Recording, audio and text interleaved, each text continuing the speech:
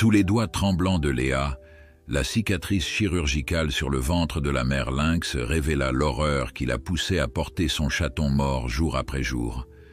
Cette mère sauvage, victime d'un trafic cruel, s'accrochait aux derniers vestiges d'une famille qu'on lui avait brutalement arrachée. Avant de continuer, n'oubliez pas de vous abonner à la chaîne, de liker la vidéo et de commenter depuis quelle partie du monde vous nous regardez. Allons-y. Les montagnes du parc national de Mercantour s'éveillaient dans la brume matinale, un voile mystérieux enveloppant les sommets, tandis que les premiers rayons du soleil tentaient de percer à travers les nuages. C'est dans ce décor sauvage et majestueux que Léa Morin, vétérinaire spécialisée dans la faune sauvage, avait choisi de s'installer il y a maintenant 5 ans. À 34 ans, cette femme aux cheveux châtains coupés courts et au regard déterminé avait troqué le confort d'une clinique parisienne pour l'authenticité d'un centre de soins pour animaux sauvages niché au cœur des Alpes françaises. Ce matin-là, alors que Léa préparait le matériel pour une journée qui s'annonçait ordinaire, son téléphone vibra sur la table métallique. Le nom de Marc, garde forestier et ami de longue date, s'afficha sur l'écran. « Léa, il faut que tu viennes, immédiatement. » La voix de Marc était tendue, presque méconnaissable. « Que se passe-t-il » demanda Léa, son corps déjà en mouvement, attrapant sa trousse d'urgence par réflexe. « Une femelle lynx roux. Elle est à la lisière de la forêt, près du village. Elle porte quelque chose dans sa gueule. Je crois que c'est son petit, mais il n'a pas l'air vivant, Léa. » Le cœur de Léa manqua un battement. En 5 années passées dans la région, jamais elle n'avait observé un tel comportement.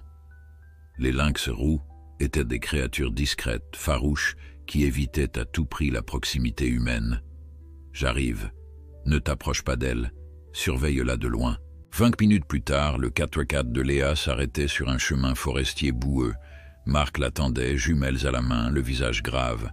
Sans un mot, il lui indiqua une direction d'un mouvement de tête.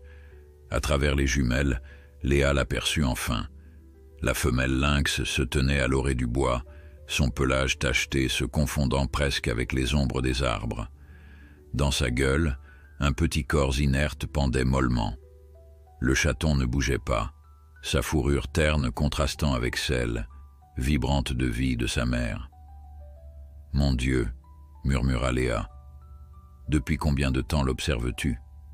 « 3 jours, répondit Marc, la voix basse comme s'il craignait que le félin puisse l'entendre à cette distance. Elle fait le même circuit chaque jour. Elle sort de la forêt à l'aube, longe cette crête, puis disparaît dans les bois au nord. Elle revient le lendemain, toujours avec le petit. Léa sentit une boule se former dans sa gorge. « Et tu es sûr que le chaton est mort ?» ?»« Oui. J'ai pu m'approcher suffisamment hier.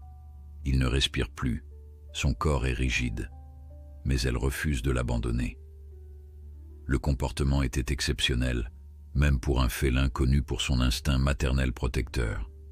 Les lynx roux femelles étaient d'excellentes mères, férocement protectrices envers leur progéniture, mais la nature avait ses lois.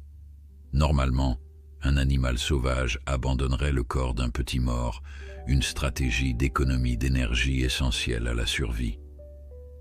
« Il faut intervenir », décida Léa. « Elle s'épuise.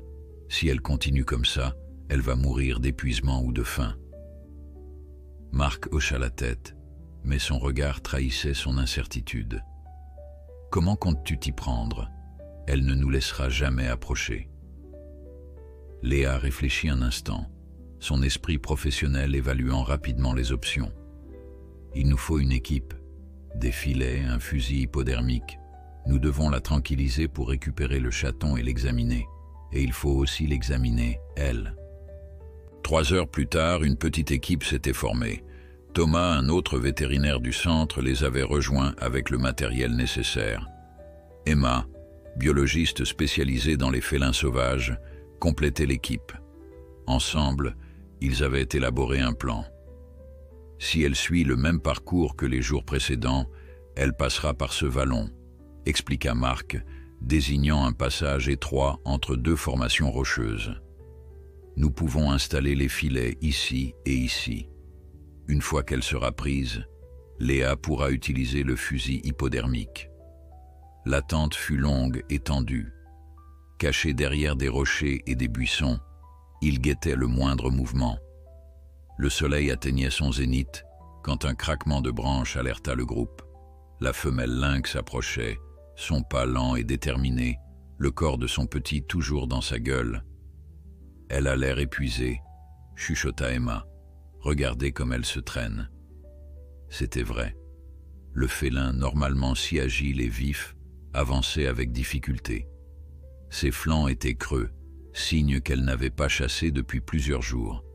Malgré cela, elle tenait fermement son précieux fardeau, refusant de l'abandonner. Le plan fonctionna avec une précision presque chirurgicale. Lorsque la lynx s'engagea dans le passage étroit, Marc et Thomas actionnèrent les mécanismes. Les filets se déployèrent, emprisonnant l'animal qui, surpris, laissa échapper un feulement de détresse sans lâcher son petit. Léa n'hésita pas. D'un geste précis, elle visa et tira. La seringue tranquillisante atteignit la cuisse du félin qui, après quelques instants de lutte, commença à vaciller. Ses pattes fléchirent, mais dans un dernier effort, elle resserra sa prise sur le chaton, comme si même l'inconscience ne pouvait lui faire oublier son devoir maternel. Doucement, murmura Léa alors qu'ils approchèrent de l'animal maintenant endormi. Avec des gestes infiniment délicats, elle tenta de détacher les mâchoires de la mère pour libérer le corps du chaton. La résistance fut surprenante. Même dans son sommeil chimique, la lynx refusait d'abandonner son petit. « C'est incroyable », souffla Emma. « Je n'ai jamais vu un tel attachement. » Finalement, ils parvinrent à libérer le corps du chaton. Comme Marc l'avait dit, il était mort, probablement depuis plusieurs jours. Rigor mortis avait durci ses petits membres et son pelage avait perdu tout éclat. « Il faut les transporter au centre », décida Léa. « Je veux faire une autopsie du petit et examiner la mère en profondeur. » Le trajet de retour se fit dans un silence pesant. Dans la cage de transport, la mère lynx respirait profondément, vaincue temporairement par le sédatif. À côté d'elle, enveloppé dans une serviette propre, le corps de son chaton les accompagnait vers des réponses que Léa redoutait déjà de découvrir. Au centre vétérinaire, l'arrivée du félin déclencha une activité frénétique. Julie, l'assistante de Léa, prépara rapidement une salle d'examen pendant que Thomas installait un monitoring pour surveiller les constantes vitales de la mère endormie. « Je vais d'abord examiner le chaton », annonça Léa, enfilant des gants stériles. L'examen préliminaire confirma ce qu'elle craignait. Le chaton, un mâle d'environ 2 mois, était mort depuis au moins 4 jours. Cause apparente, une blessure profonde à la gorge, probablement infligée par un prédateur plus grand. Probablement une attaque d'aigle, suggéra Emma, observant la nature des lacérations. Les aigles royaux sont connus pour cibler les jeunes lynx quand l'occasion se présente. Mais ce fut l'examen de la mère qui bouleversa véritablement Léa. La femelle lynx, bien que vivante, était dans un état déplorable. Déshydratée, affamée, elle présentait des signes d'épuisement extrême. Mais ce qui frappa le plus la vétérinaire fut la découverte d'une cicatrice récente sur son abdomen. « Regarde ça », dit-elle à Thomas, désignant la marque. « C'est une cicatrice chirurgicale. » Thomas fronça les sourcils, incrédule. « C'est impossible. Personne n'a signalé d'intervention sur un lynx dans la région. Et pourtant... » Léa passa doucement ses doigts sur la ligne parfaitement droite qui barrait le ventre de l'animal. « Cette incision n'est pas naturelle.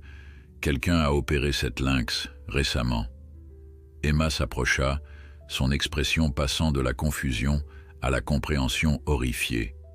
Une stérilisation sauvage, des braconniers. Léa secoua la tête, son esprit refusant d'accepter cette possibilité. « Je ne sais pas encore, mais je vais le découvrir. » Alors qu'il continuait l'examen, la femelle lynx commença à montrer des signes de réveil. Ses paupières frémirent, ses muscles se tendirent imperceptiblement. « Il faut la replacer dans une cage de convalescence », ordonna Léa, « et garde le corps du chaton à proximité. Si elle se réveille sans lui… » Elle laissa sa phrase en suspens, mais tous comprirent. Si la mère s'était épuisée à porter le corps de son petit pendant des jours, le lui retirer brutalement pourrait lui causer un stress fatal. Cette nuit-là, Léa resta au centre, veillant sur sa patiente extraordinaire. Assise près de la cage, elle observait la respiration régulière du félin sauvage, son esprit tournant et retournant les questions soulevées par cette découverte. Qui avait opéré cette lynx? Pourquoi portait-elle son chaton mort avec tant d'obstination? Et surtout, quel lien existait-il entre ces deux mystères? Dehors, la nuit enveloppait les montagnes d'un manteau d'obscurité. Dans le ciel, les étoiles brillaient, indifférentes au drame qui se jouait dans ce petit coin des Alpes françaises. Mais pour Léa Morin, une certitude s'imposait. Derrière le comportement de cette mère désespérée se cachait une histoire que les humains devaient entendre, comprendre et peut-être même expier. L'aube pointait à peine lorsque Léa fut réveillée par un bruit sourd provenant de la salle de convalescence. Elle s'était assoupie sur la chaise inconfortable, le corps tordu dans une position qui lui vaudrait certainement des courbatures. D'un bond, elle se leva et se précipita vers la cage. La femelle lynx était réveillée, complètement réveillée, et dans un état d'agitation extrême. Ses yeux dorés, dilatés par la panique, balayaient frénétiquement l'espace confiné. Ses pattes grattaient le sol de la cage avec une énergie désespérée. Mais ce qui frappa Léa fut le cri, un son déchirant, entre le feulement et le gémissement, qui semblait contenir toute la détresse du monde. « Elle cherche son petit », murmura Léa, comprenant instantanément. Thomas, alerté par le bruit, apparut à ses côtés, les cheveux en bataille et les yeux encore embués de sommeil. « Qu'est-ce qui se passe ? Va chercher le corps du chaton, vite !» Pendant que Thomas s'exécutait, Léa tenta d'apaiser la lynx. « Tout va bien, ma belle. Calme-toi. On va te le ramener. » Ces paroles n'eurent aucun effet sur l'animal sauvage qui continuait de tourner en rond, s'arrêtant parfois pour renifler chaque recoin de sa prison temporaire, comme si son petit pouvait être caché quelque part. Thomas revint, portant délicatement le corps du chaton enveloppé dans un linge. « Comment veux-tu procéder ?» Léa réfléchit rapidement. « On ne peut pas entrer dans la cage, c'est trop dangereux. Elle est paniquée, elle nous attaquerait. On pourrait la sédater à nouveau. Non, ce serait trop risqué si tôt après la première dose. » Léa observa la lynx un moment, puis prit une décision. « On va utiliser la trappe d'alimentation. Prépare le corps, dépose-le dans un plateau et glisse-le par l'ouverture, doucement. » Thomas s'exécuta avec précaution. Lorsque le plateau contenant le corps du chaton glissa dans la cage, la réaction de la mère fut instantanée. Elle s'immobilisa, tous ses sens en alerte. Puis, avec une douceur contrastant violemment avec son agitation précédente, elle s'approcha du corps inerte. Léa et Thomas observèrent, fascinés et émus, alors que la lynx reniflait délicatement son petit. Puis, dans un geste d'une tendresse infinie, elle commença à le lécher, comme pour le nettoyer, exactement comme elle l'aurait fait s'il était encore vivant. « Je n'ai jamais rien vu de tel », chuchota Thomas. Léa ne répondit pas. Une boule s'était formée dans sa gorge devant ce spectacle de deuil animal, si proche de l'expérience humaine qu'il en devenait presque insupportable à regarder.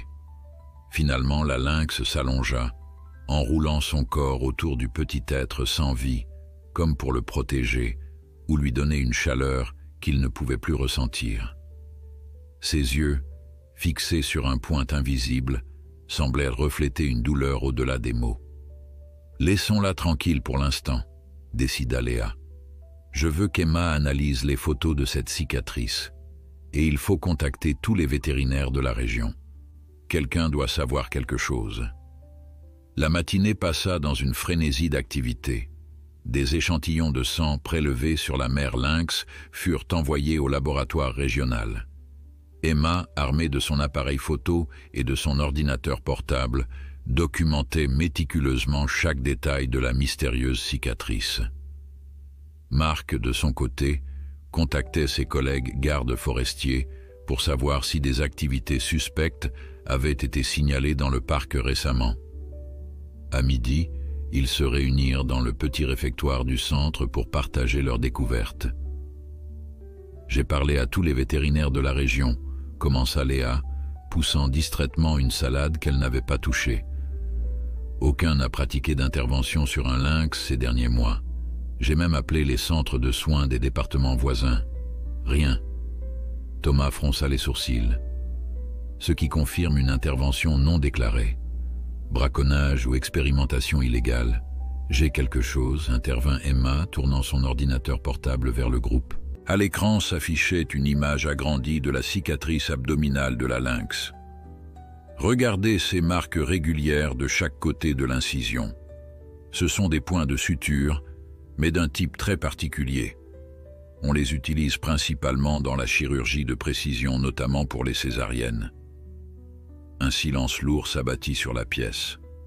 Une césarienne sur un lynx sauvage?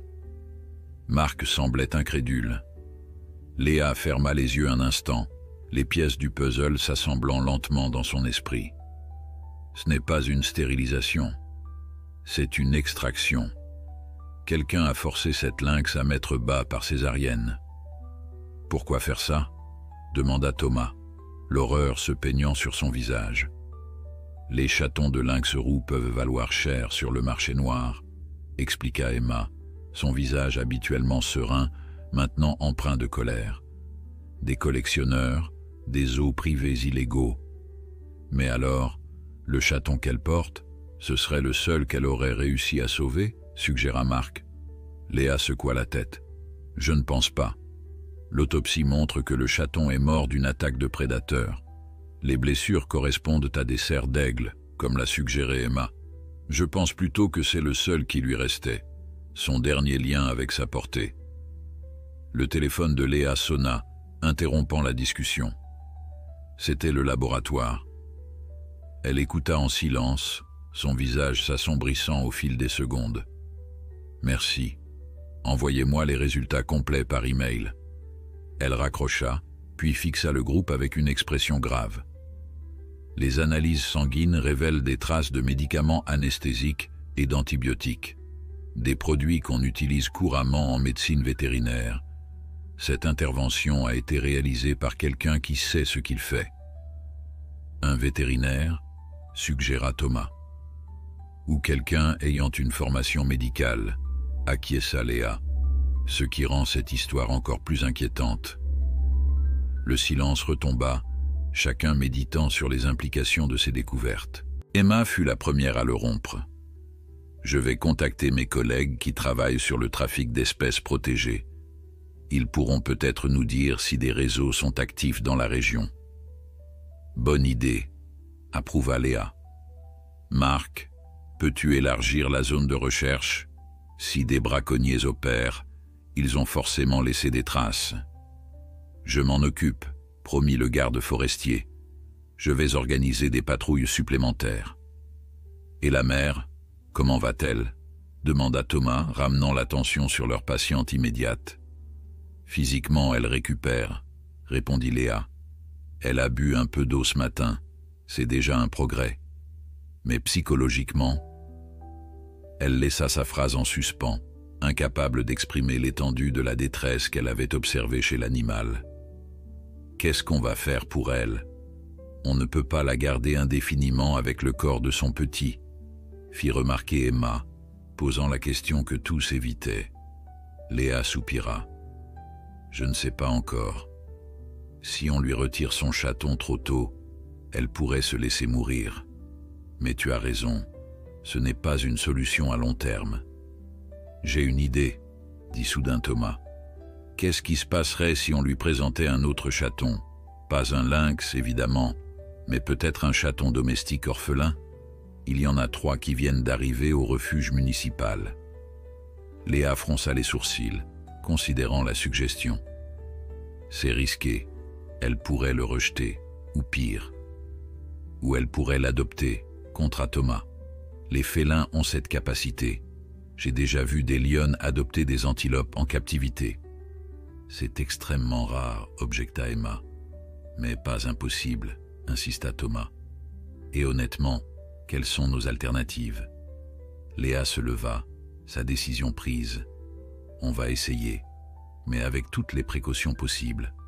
Thomas, va chercher un des chatons au refuge, le plus petit si possible. Emma, prépare une caméra pour documenter l'expérience. Je veux tout enregistrer, au cas où. Elle n'acheva pas sa phrase, mais tous comprirent l'implication. Au cas où cela tournerait mal. 2 heures plus tard, ils étaient tous rassemblés devant la cage de la lynx. Dans une petite boîte de transport, un minuscule chaton tigré de 6 semaines miaulait doucement, inconscient du rôle qu'il allait jouer dans cette étrange expérience. La mère lynx était calme, toujours couchée autour du corps de son petit. Ses yeux suivaient les mouvements des humains avec une méfiance lasse. « Voilà comment on va procéder », expliqua Léa, son cœur battant à tout rompre. « Je vais ouvrir la trappe d'alimentation et y placer le chaton dans un panier. Si elle montre le moindre signe d'agressivité, on le retire immédiatement. » Emma positionna la caméra pendant que Thomas tenait la boîte de transport, prêt à en extraire le chaton. Marc, par précaution, tenait à portée de main une seringue hypodermique chargée d'un tranquillisant. « Tout le monde est prêt ?» demanda Léa, la main sur la trappe. « C'est parti. » Le silence était total dans la pièce, seulement interrompu par les faibles miaulements du chaton tigré. Thomas le sortit délicatement de sa boîte et le plaça dans le petit panier que Léa tenait prêt. L'animal minuscule, à peine plus gros qu'une main adulte, semblait particulièrement vulnérable à cet instant. « Doucement », murmura Léa, comme si le volume de sa voix pouvait influencer le cours des événements.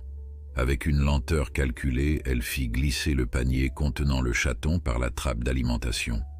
Le petit félin domestique, désorienté, se recroquevilla sur lui-même, cessant momentanément de miauler. La lynx, alertée par le mouvement, releva la tête. Ses narines frémirent, captant l'odeur du nouveau venu. Son corps entier se tendit, tous ses muscles prêts à bondir. Léa sentit son pouce accélérer. Si elle s'était trompée, si l'instinct prédateur prenait le dessus sur l'instinct maternel. Le chaton domestique, peut-être encouragé par l'immobilité momentanée, émit un miaulement plaintif. Un son si différent des vocalisations d'un bébé lynx, et pourtant si universellement reconnaissable comme l'appel d'un petit en détresse.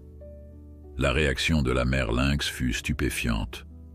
D'un mouvement fluide, elle se leva, délaissant pour la première fois le corps de son chaton mort.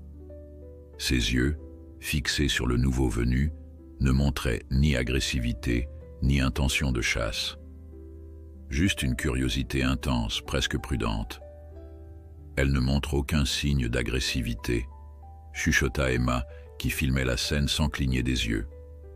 Léa hocha la tête, incapable de parler tant la tension était palpable. Le chaton domestique, enhardi par l'absence de menace immédiate, fit un pas hésitant hors du panier. Puis un autre. Sa petite queue dressée trahissait sa nervosité, mais aussi sa curiosité juvénile.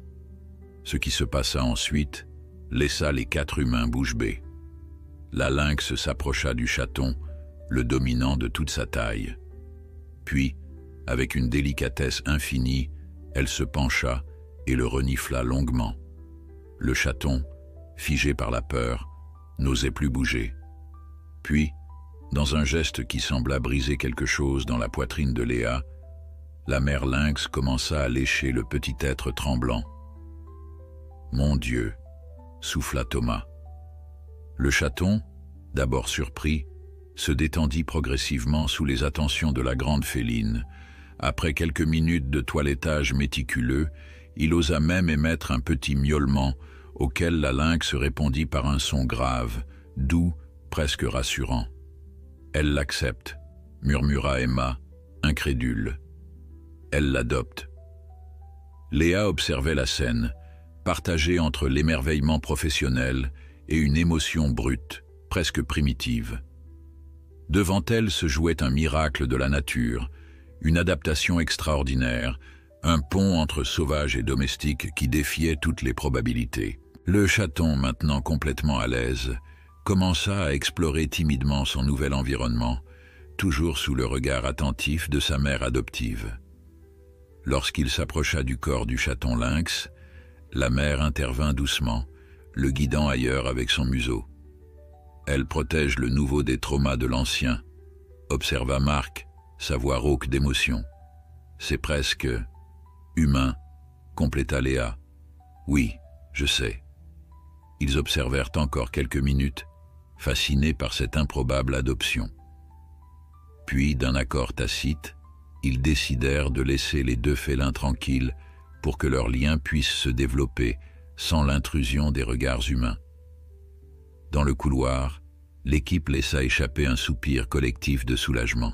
« Je n'aurais jamais cru voir ça un jour », admit Emma, vérifiant les images capturées sur la caméra. « C'est extraordinaire. Ça change notre approche pour sa réhabilitation », réfléchit Léa à voix haute. Elle ne peut plus être relâchée immédiatement, pas avec un chaton domestique. « Qu'est-ce qu'on va faire alors ?» demanda Thomas. Léa passa une main dans ses cheveux courts, son esprit déjà en train d'évaluer les options. « Pour l'instant, on les laisse créer leur lien, mais notre priorité reste de comprendre ce qui lui est arrivé. Cette césarienne, ce trafic, je veux des réponses. » Comme en réponse à ces paroles, le téléphone d'Emma sonna. La biologiste s'éloigna pour répondre, puis revint quelques minutes plus tard, son visage trahissant une excitation contenue. « C'était mon contact à l'Office français de la biodiversité. Ils ont intercepté un chargement suspect à la frontière italienne la semaine dernière, 3 chatons de lynx roux, âgés d'environ 2 mois. » Léa sentit son cœur s'accélérer. « La même portée ?» Emma hocha la tête. « C'est probable. Les dates correspondent. Ils ont arrêté un intermédiaire, mais le cerveau de l'opération court toujours. »« Un nom? Une piste ?» demanda Marc, son instinct de garde forestier en alerte. « Mieux que ça, » répondit Emma avec un sourire grime. « L'homme a parlé. En échange d'une réduction de peine, il a donné l'emplacement d'une cabane isolée dans le secteur est du parc. Apparemment, c'est là que l'opération chirurgicale a eu lieu. » Léa sentit une détermination féroce l'envahir. « On y va, maintenant. »« Attends, » intervint Thomas. « Quelqu'un doit rester pour surveiller la lynx et le chaton. Leur lien est encore fragile. » Léa hésita, déchirée entre son désir de participer à l'enquête et son devoir envers sa patiente. « Tu as raison, je vais rester. Marc et Emma, vous pouvez y aller avec les agents de l'OFB. » Le garde forestier et la biologiste acquiescèrent. « On te tient au courant de chaque développement, » promit Emma. Tandis que ses collègues se préparaient pour l'expédition, Léa retourna observer la cage. La scène qui l'accueillit lui réchauffa le cœur malgré la gravité de la situation. La mère lynx s'était recouchée, mais cette fois, elle avait créé un espace entre ses pattes avant où le chaton domestique s'était blotti, roulé en boule et déjà à moitié endormi. Le corps du chaton mort reposait toujours à proximité, comme un rappel silencieux de la tragédie qui avait conduit à cette improbable adoption. Pour la première fois depuis son arrivée au centre, la mère lynx semblait apaisée. Ses yeux, lorsqu'ils croisèrent ceux de Léa, ne reflétaient plus cette détresse déchirante, mais une sorte de calme vigilant. « Tu as trouvé un nouveau but », murmura Léa. « Mais on va quand même trouver les responsables de ce qui t'est arrivé. Je te le promets. » Les heures qui suivirent passèrent lentement. Léa profita de ce temps pour examiner plus en détail les photographies de la cicatrice et les résultats sanguins. Quelque chose la troublait dans la précision de l'intervention. Ce n'était pas le travail d'un amateur ni même d'un vétérinaire ordinaire.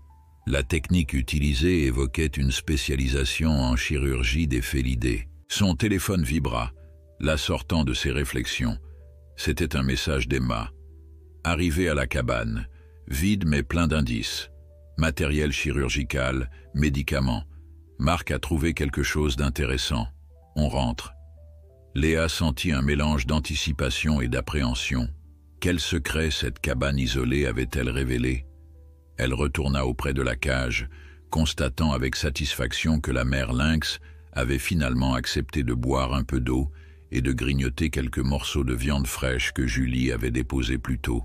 Le chaton tigré, enhardi par ce nouvel environnement sécurisé, explorait maintenant la cage avec l'enthousiasme propre au jeune félin, sous l'œil attentif de sa mère adoptive. Cependant, un détail frappa Léa.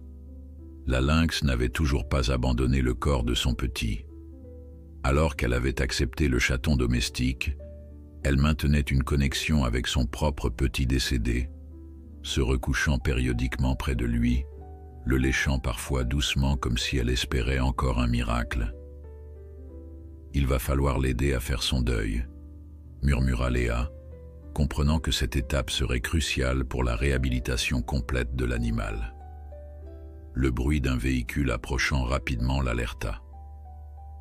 Par la fenêtre, elle vit le 4x4 de Marc s'arrêter dans un nuage de poussière devant l'entrée du centre. Emma en descendit précipitamment, tenant un sac en plastique scellé, suivi par Marc qui portait une boîte en carton. Léa les retrouva dans le laboratoire, où Emma avait déjà commencé à étaler le contenu du sac sur la table d'examen. « Regarde ça », dit-elle, désignant plusieurs flacons d'anesthésiques et d'antibiotiques. Ce sont des produits hospitaliers, pas vétérinaires. Certains sont même réservés à la médecine humaine. Léa examina les étiquettes, fronçant les sourcils. Ces produits ne peuvent pas être achetés librement. Ils proviennent forcément d'un hôpital ou d'une clinique. « Ce n'est pas tout », intervint Marc, ouvrant la boîte qu'il portait. À l'intérieur se trouvaient des dossiers, des carnets et, plus surprenant encore, des photographies. Léa saisit l'une d'elles et sentit son sang se glacer. La photo montrait une femelle lynx, très probablement leur patiente, allongée sur une table d'opération rudimentaire, son abdomen ouvert, révélant un utérus exposé. À côté se tenait une silhouette en blouse chirurgicale, le visage masqué, en train d'extraire ce qui semblait être un chaton. « Mon Dieu !» souffla-t-elle. « Ils ont documenté toute l'opération. » Emma pointa un carnet ouvert. Ce sont des notes détaillées. Date, dosage, procédure. C'est méthodique, Léa, scientifique. Ce n'est pas un simple trafic d'animaux, comprit Léa, feuilletant les notes avec une horreur grandissante. C'est une expérimentation, une étude sur la reproduction des lynx roux en captivité. Marc hocha gravement la tête. Et devine quoi? L'un des carnets porte un logo, celui de la clinique vétérinaire Saint-Hubert. Léa se figea. La clinique Saint-Hubert, l'établissement le plus prestigieux de la région, dirigé par le docteur Philippe Mercier, une sommité dans le domaine de la reproduction des félidés en captivité. « Mercier » murmura-t-elle, incrédule. « Tu crois que le docteur Mercier est impliqué ?»« Je ne sais pas, » admit Marc. « Mais ces documents proviennent clairement de sa clinique. » Un silence lourd s'abattit sur la pièce, seulement interrompu par le bruit lointain d'un miaulement, le chaton domestique appelant sa nouvelle mère. La nuit était tombée sur le centre, enveloppant les montagnes d'un silence lourd et oppressant. Léa, assise dans son bureau improvisé, examinait méticuleusement les documents récupérés dans la cabane. Plus elle lisait, plus son indignation grandissait. Les notes étaient d'une précision clinique glaciale. Date de capture des femelles lynx, protocole d'insémination artificielle suivi de gestation, planification des césariennes, le tout rédigé dans un langage scientifique détaché, comme si ces créatures sauvages n'étaient que des spécimens de laboratoire. « Comment peut-on faire ça ?» murmura-t-elle, tournant une page remplie de calculs et de statistiques. La porte s'ouvrit doucement, laissant entrer Emma. La biologiste semblait épuisée, les traits tirés par une journée éprouvante. « Les agents de l'OFB viennent de partir », annonça-t-elle. « Ils vont perquisitionner la clinique Saint-Hubert demain à l'aube. » Léa hocha la tête, refermant le carnet qu'elle tenait. « Je veux être présente. »« Tu es sûre? Tu connais Mercier personnellement, non ?»« Justement, » répondit Léa, une amertume évidente dans la voix. « J'ai fait un stage dans sa clinique pendant mes études. Il était mon mentor, Emma. J'ai admiré cet homme. » La biologiste posa une main compatissante sur l'épaule de son amie. « Les apparences sont parfois trompeuses. »« Pas cette fois, » soupira Léa. « Les preuves sont accablantes. Ces carnets, ces photos, et regarde ça. » Elle sortit une feuille qu'elle avait mise de côté. C'est une liste de clients. Des zoos privés en Russie, aux Émirats, en Chine. Des collectionneurs prêts à payer des fortunes pour des espèces rares. Emma examina le document, son visage se durcissant. Un trafic international donc, sous couvert de recherche scientifique. Exactement. Mercier utilisait sa réputation de chercheur respecté pour dissimuler un commerce illégal d'espèces protégées. Le silence retomba, lourd d'implications. Finalement, Emma changea de sujet. « Comment vont nos deux protégés ?» Un sourire adoucit le visage tendu de Léa. « Mieux que prévu. Le chaton s'adapte parfaitement. Il a même commencé à téter. »« À téter ?» s'étonna Emma. « Mais la lynx peut-elle produire du lait ?» Apparemment oui, en petite quantité. La césarienne n'a pas complètement interrompu sa lactation. C'est un phénomène rare mais documenté chez les félins. Et le corps du chaton mort. Le sourire de Léa s'évanouit. Elle refuse toujours de s'en séparer. Elle alterne entre s'occuper du vivant et veiller sur le mort. Emma réfléchit un instant. « Tu sais ce qui pourrait t'aider ? Un rituel. Un rituel. Les animaux, surtout les mammifères sociaux, ont parfois besoin d'une forme de clôture. Dans la nature, certaines espèces pratiquent des comportements qu'on pourrait qualifier de funéraires. Les éléphants sont célèbres pour ça, mais les grands félins aussi, à leur manière. » Léa considéra l'idée. « Tu suggères quoi, exactement ?»« Une forme d'enterrement. Permettre à la mère de voir et de comprendre que nous prenons soin du corps, que nous le traitons avec respect. Ça pourrait l'aider à lâcher prise. » « Ça vaut la peine d'essayer, » concéda Léa. « Demain, après la perquisition. » Le sommeil fut difficile à trouver cette nuit-là. Léa se tournait et retournait sur le lit de camp installé dans son bureau, son esprit incapable de se détacher des images des carnets, des froides descriptions cliniques, de l'exploitation calculée d'animaux sauvages au nom du profit. Et puis, il y avait Mercier, l'homme qui lui avait appris tant de choses, qui parlait avec passion de l'éthique vétérinaire, de respect pour toutes les créatures. Comment avait-il pu se transformer en ce qu'il prétendait combattre? L'aube la trouva déjà debout, buvant un café noir et amer, en regardant les premières lueurs éclairer les sommets enneigés. Dans une heure, elle serait à la clinique Saint-Hubert, confrontant un fantôme de son passé. Mais d'abord, elle devait vérifier l'état de sa patiente exceptionnelle. Dans la salle de convalescence, une scène attendrissante l'accueillit. La mère lynx, allongée sur le flanc, permettait au chaton tigré de téter paisiblement. Ses yeux mi-clos reflétaient une tranquillité que Léa n'avait pas encore observée chez elle. Le corps du chaton mort reposait toujours à proximité, mais la mère semblait moins obsessionnelle dans ses interactions avec lui. « Tu commences à guérir », murmura Léa, physiquement et émotionnellement. Comme si elle comprenait ses paroles, la lynx leva les yeux vers la vétérinaire. Son regard, pendant un bref instant, sembla établir une connexion profonde, une reconnaissance partagée de la douleur et de la résilience. 1 heure plus tard, Léa se tenait devant l'imposante façade de la clinique Saint-Hubert. Le bâtiment moderne, tout en verre et en acier, reflétait les premiers rayons du soleil. Autour d'elle, les agents de l'OFB et 2 policiers en uniforme attendaient le signal pour entrer. « Docteur Morin ?»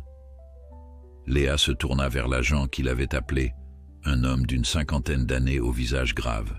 « C'est vous qui connaissez le mieux les lieux et le suspect. Vous entrerez avec nous, mais restez en retrait. Observation uniquement, c'est compris ?» Léa acquiesça, son cœur battant à tout rompre. L'agent donna le signal, et le groupe se dirigea vers l'entrée principale. La réceptionniste, une jeune femme qui ne pouvait pas avoir plus de 25 ans, écarquilla les yeux en voyant la procession d'uniformes entrer dans le hall immaculé. « Police et Office français de la biodiversité », annonça l'agent présentant un document officiel. « Nous avons un mandat de perquisition. Le docteur Mercier est-il présent ?» La jeune femme, visiblement choquée, balbutia quelques mots avant de saisir le téléphone interne. Quelques instants plus tard, une porte s'ouvrait sur un homme de haute stature, aux cheveux gris parfaitement coiffés et au sourire confiant. « Messieurs, que puis-je pour vous ?»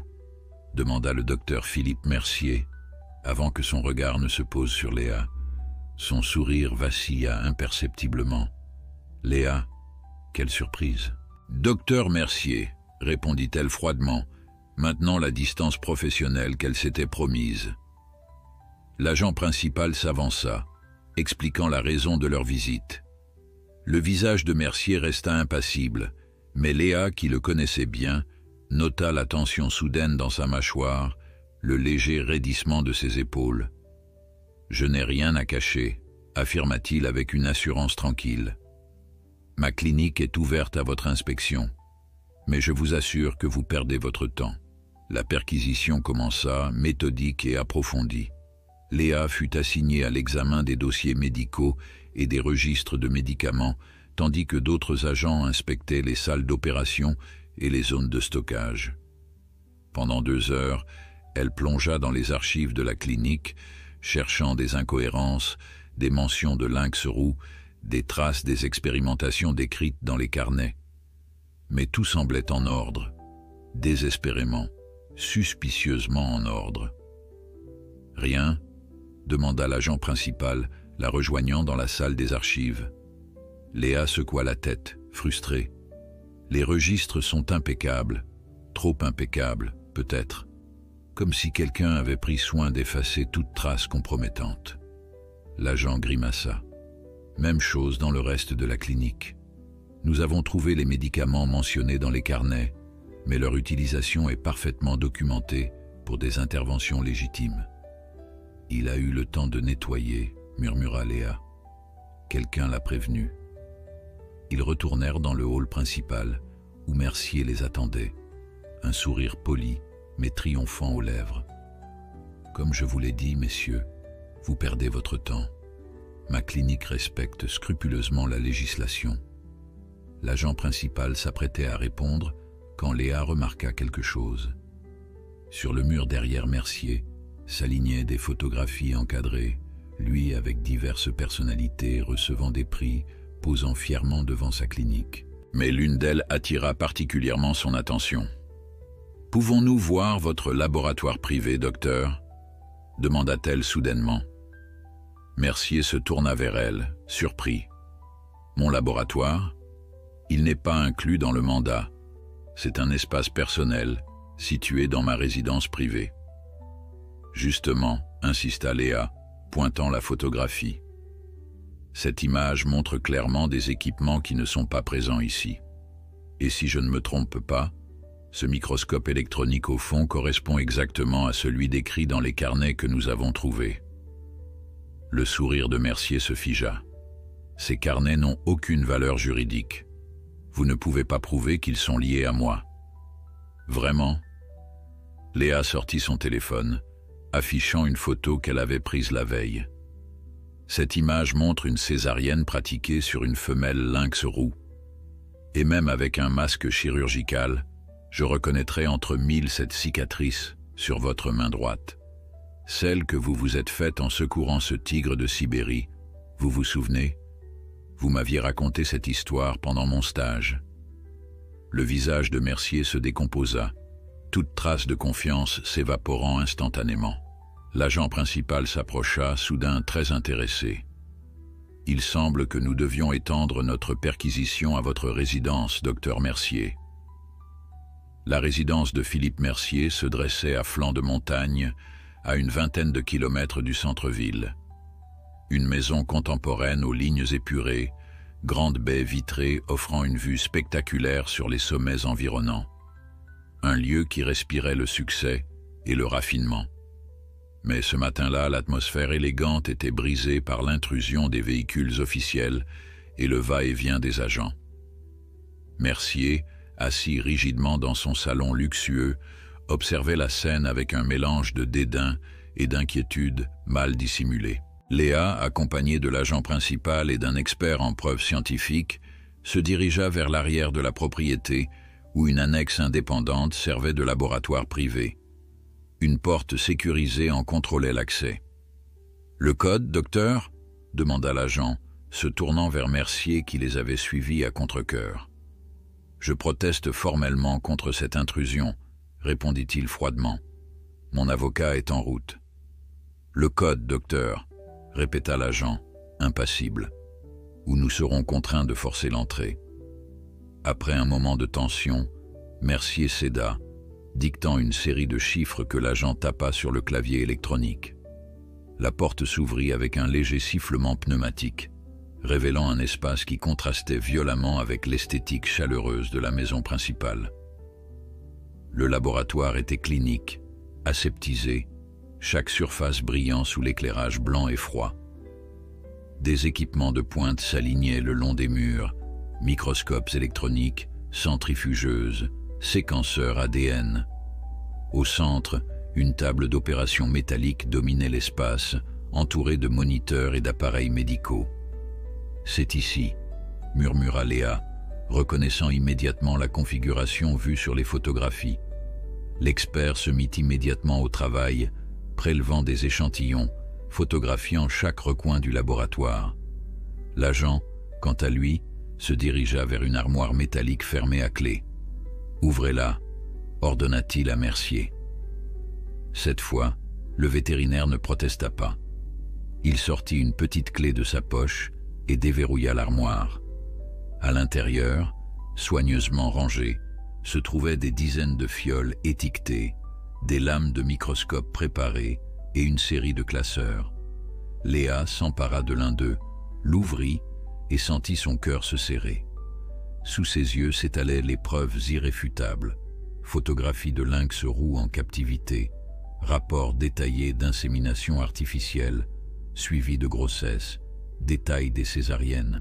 Et plus accablant encore, une liste complète de livraisons, chatons de lynx expédiés à travers le monde, avec date, destination et sommes astronomiques encaissées. « C'est tout ce dont nous avions besoin », déclara l'agent, feuilletant un autre classeur. « Philippe Mercier, je vous arrête pour trafic d'espèces protégées, pratique illégale de procédures vétérinaires, cruauté envers les animaux. » Tandis que l'agent énonçait les charges, Léa regardait son ancien mentor, cherchant dans ses yeux une trace de l'homme qu'elle avait admiré. Mais elle n'y trouva qu'une froideur calculatrice, peut-être teintée d'un soupçon de regret, non pas pour ses actes, semblait-il, mais pour s'être fait prendre. « Pourquoi ?» demanda-t-elle simplement, quand l'agent eut fini de lire les droits de l'accusé. Mercier la fixa un long moment, avant de répondre. « La science a un prix, Léa. Mes recherches sur la reproduction des félidés en captivité auraient pu sauver des espèces de l'extinction, mais les subventions officielles sont ridicules. Il fallait trouver d'autres financements. En vendant des bébés lynx à des collectionneurs sans scrupules, en arrachant des petits à leur mère par césarienne pour maximiser vos profits. » La voix de Léa tremblait d'indignation. « Combien de femelles comme la nôtre ont souffert pour votre science ?» Un éclair de surprise traversa le visage de Mercier. « Vous l'avez trouvée, la femelle du lot C, Elle a survécu. Elle a un nom maintenant, répliqua Léa avec froideur. Et oui, elle a survécu, contrairement à la plupart de ses petits. L'agent interrompit l'échange, indiquant qu'il était temps d'emmener le suspect. Alors qu'il se dirigeait vers la sortie, Léa remarqua une porte qu'il n'avait pas encore explorée, dissimulée dans le fond du laboratoire. « Attendez, » dit-elle, pointant la porte. « Qu'y a-t-il là-bas » Mercier se raidit visiblement. Ce n'est qu'un débarras. Son malaise évident éveilla les soupçons de l'agent, qui ordonna immédiatement l'ouverture de cette porte supplémentaire. Derrière, ils découvrirent une petite pièce, maintenue à température constante, équipée de plusieurs cages superposées. 3 d'entre elles étaient vides, mais la 4e... Oh mon Dieu, souffla Léa.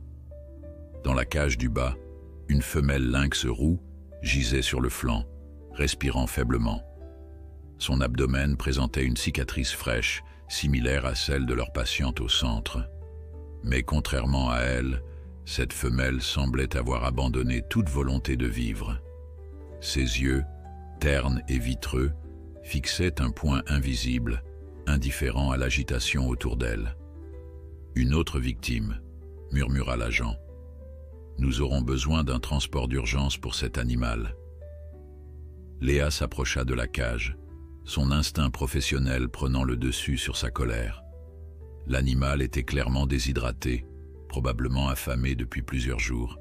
Sans intervention rapide, elle ne survivrait pas.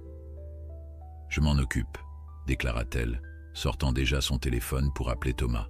« Préparez une ambulance vétérinaire, immédiatement. » Tandis que Mercier était emmené et que les agents continuaient leur investigation méthodique du laboratoire, Léa resta auprès de la lynx affaiblie, lui administrant les premiers soins d'urgence. Sous ses doigts, elle sentait chaque côte, chaque vertèbre de l'animal émacié. La rage qu'elle ressentait envers son ancien mentor se transformait en une détermination féroce. Cette femelle survivrait, quoi qu'il en coûte. 2 heures plus tard, les 2 lynx se retrouvaient dans des cages adjacentes au centre de soins. L'équipe avait décidé de les garder à proximité l'une de l'autre, espérant qu'une fois la nouvelle venue stabilisée, le contact avec une congénère pourrait l'aider à se rétablir psychologiquement. « Comment va-t-elle » demanda Emma, rejoignant Léa qui surveillait les constantes de la nouvelle patiente. « Stable mais critique », répondit la vétérinaire, ajustant le débit de la perfusion. Déshydratation sévère, malnutrition et des signes d'infection au niveau de la cicatrice. Mercier l'a simplement abandonnée après avoir prélevé ses petits. Emma secoua la tête dégoûtée. Les chatons. Probablement déjà vendus et expédiés à l'étranger, soupira Léa. Mais l'OFB a trouvé des documents détaillant toutes les transactions. Ils vont tenter de les localiser et de les rapatrier. Leur conversation fut interrompue par un miaulement insistant. Dans la cage voisine, le chaton tigré s'était approché au plus près de la nouvelle venue, visiblement curieux de cette odeur inconnue. La mère lynx qu'il avait adoptée observait la scène avec une vigilance accrue, mais sans manifester d'agressivité. « Regarde ça », murmura Emma. Elle ne perçoit pas l'autre femelle comme une menace pour son petit.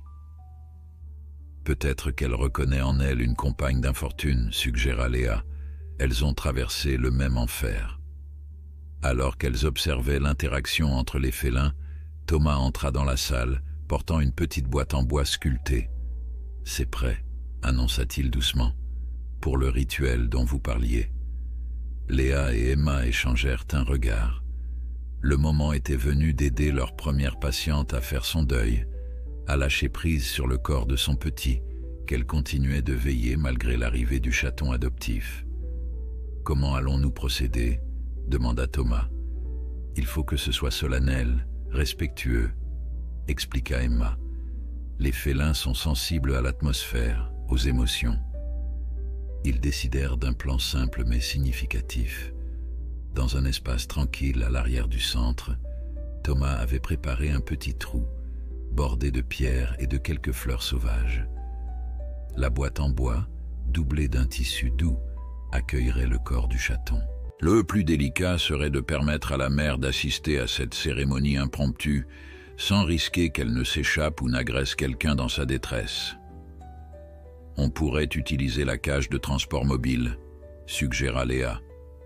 Elle pourrait voir tout le processus à travers la grille, en sécurité avec le chaton adoptif à ses côtés pour la réconforter. Le plan fut mis en œuvre avec une précaution extrême. La mère lynx, accompagnée du chaton tigré, fut doucement guidée dans la cage de transport. Son comportement resta calme, presque comme si elle comprenait l'importance de ce qui allait se passer. À l'extérieur, sous un ciel d'un bleu limpide, l'équipe procéda au rituel.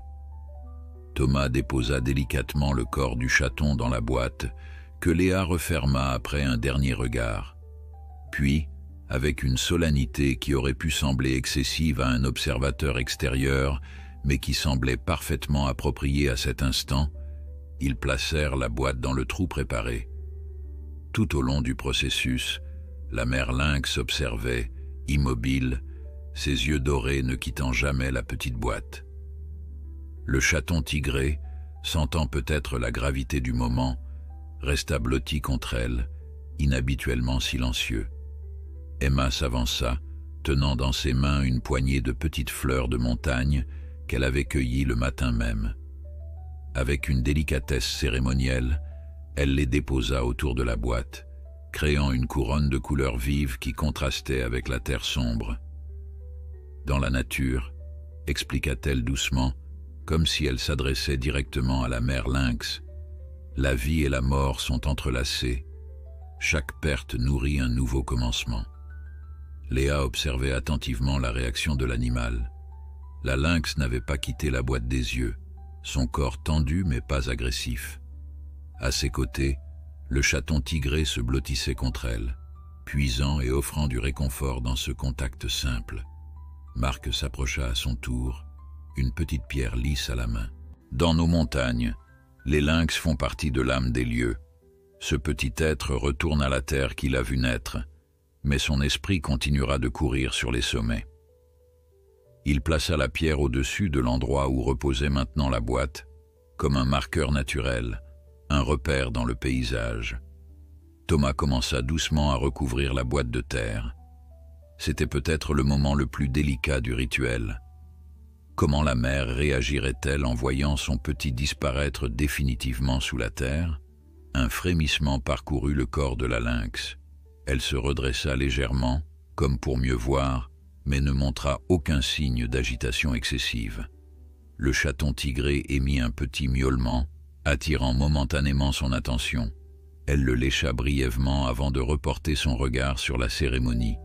Quand le monticule de terre fut formé et décoré des dernières fleurs, Léa s'approcha de la cage de transport. « C'est fini maintenant », murmura-t-elle. « Tu peux le laisser partir. » Comme si elle comprenait ses paroles, la lynx émit un son doux, presque imperceptible, différent des feulements de détresse qu'ils avaient entendus auparavant. Était-ce un adieu, une acceptation? Impossible de le savoir avec certitude, mais l'équipe ressentit collectivement que quelque chose d'important venait de se produire.